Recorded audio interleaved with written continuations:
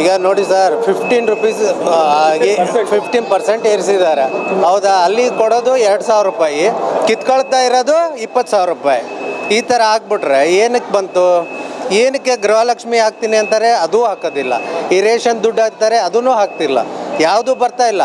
ಆದರೆ ಜೋಬಿಂದ ಹೋಗ್ತಾ ಇರೋದು ಮಾತ್ರ ಗಂಡಸರದೆ. ಕರೆಂಟ್ ಬಿಲ್ಲು ಅಂತ ಮಾಡಿದ್ದಾರೆ, ಗೃಹಲಕ್ಷ್ಮಿ ಅಂತ ಮಾಡಿದ್ದಾರೆ. ಅದರಲ್ಲೂ ಸಹಿತ 500 ರೂಪಾಯಿ 600 ರೂಪಾಯಿ ಬರ್ತಾನೆ ಇದೆ.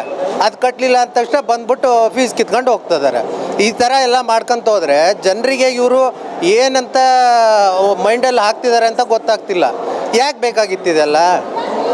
ಇದನ್ನು ನಾವೇನು ಕೇಳಿದ್ವಾ? ನಮಗೆ ಬೇಕಾಗಿಲ್ಲಪ್ಪ ಇದು, ನೀವು ತಗೊಳ್ಳಿ. ನಮಗೆ ಹೆಂಗಿದೆ ಫಸ್ಟ್ ಹೆಂಗಿದೆ ಹಂಗೆ ಮಾಡಿ. ಇದನ್ನು ಮಾಡಿದ್ದೀರಲ್ಲ, ಇದು ಬಸ್ ಫ್ರೀನ, ಅದ್ರ ಬದಲು ಅದನ್ನೇ ಅಮೌಂಟ್ ಇಳಿಸ್ಬಿಟ್ಟಿದ್ರೆ ಮುಗ್ದೋಗಿತ್ತಲ್ಲ. 15% ಏರ್ಸೋದೇ ಇಳಿಸ್ಬಿಟ್ಟಿದ್ರೆ ನಮಗೂ ಲಾಭ ಆಗ್ತಿತ್ತಾ?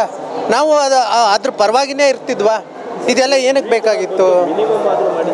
ಮಿನಿಮಮ್ ಮಾಡಲಲ್ಲ, ಇಲ್ಲ ಕಡಿಮೆ ಮಾಡಲಿ. ಏನಾಗಿದೆ? ಈಗ ಇದನ್ನೇ ನಮಗೆಲ್ಲರಿಗೂ ಅನುಕೂಲ ಆಗ್ತಿತ್ತಾ? ಗಂಡು ಮಕ್ಳಿಗೂ ಅನುಕೂಲ ಆಗ್ತಿತ್ತು, ಹೆಣ್ಮಕ್ಳಿಗೂ ಅನುಕೂಲ ಆಗ್ತಿತ್ತು. ಆಮೇಲೆ ಈ ಬಸ್ನ ಗುಜರಿ ಹಾಕೋದು ತಪ್ಪಿತ್ತು. ಬಸ್ ಎಲ್ಲ ಗುಜರಿಗೆ ಹೊರಟವೆ ಈಗ.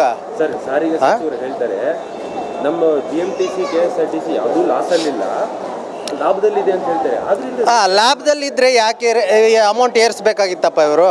ಡೀಸೆಲ್ಲು ಏರಿದೆ ಅಂತ ಹೇಳ್ಬಿಟ್ಟು ನಮ್ಗೆ ಹಾಕ್ತಾರೆ. ಅದನ್ನೇ ಸಮಾನವಾಗಿ ಮಾಡಲಲ್ಲ. ನಮಗೂ ಫ್ರೀಯಾಗಿ ಬೇಡ ನಮಗೆ, ಅವ್ರಿಗೂ ಮಾಡಲಿ ನಮಗೂ ಮಾಡಲಿ. ಅದನ್ನೇ ಏರ್ಸಿರೋ ಅಮೌಂಟನ್ನೇ ಇಳಿಸ್ಬಿಟ್ಟಿದ್ರು ಮುಗಿದೋಗ್ಬಿಟ್ಟಿತ್ತು. ಅವ್ರು ಲಾಭದಲ್ಲಿದ್ದಾರೋ ಲಕ್ಷಣದಲ್ಲಿದ್ದಾರೋ ಅನ್ನೋದು ನಮಗೆ ಗೊತ್ತಾಗ್ತಿತ್ತು. ಈಗ ಅವ್ರು ಹೇಳೋದು ನೋಡಿದರೆ ಲಾಸಲ್ಲಿದ್ದಾರೆ ಅಂತಲೇ ಗೊತ್ತಾಗ್ತಾ ಇದೆ.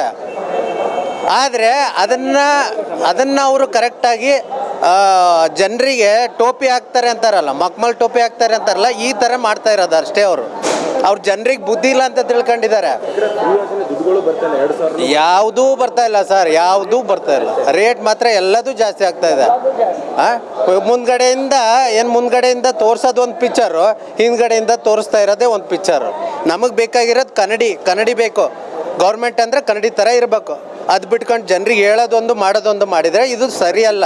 ರಾಜ್ಯದಲ್ಲಿ MLAಗಳಿಗೆ ಯಾವುದೇ ಅಭಿವೃದ್ಧಿ ಸಿಗ್ತಾ ಇಲ್ಲ ಸರ್. ಅಭಿವೃದ್ಧಿಗಳು ಆಗ್ತಾನೇ ಇಲ್ಲ.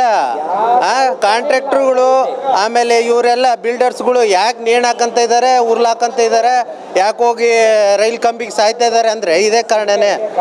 ಅದು ಕರೆಕ್ಟಾಗಿ ಅವರು ಏನಿದೆ ಅವ್ರು ಬಿಲ್ ಕೊಟ್ಕೊಂತ ಬಂದಿದ್ರೆ ಎಲ್ಲ ಮಾಡ್ಕೊತ ಬಂದರೆ ಈ ಪ್ರಾಬ್ಲಮ್ಮೇ ಬರೋದಿಲ್ಲ.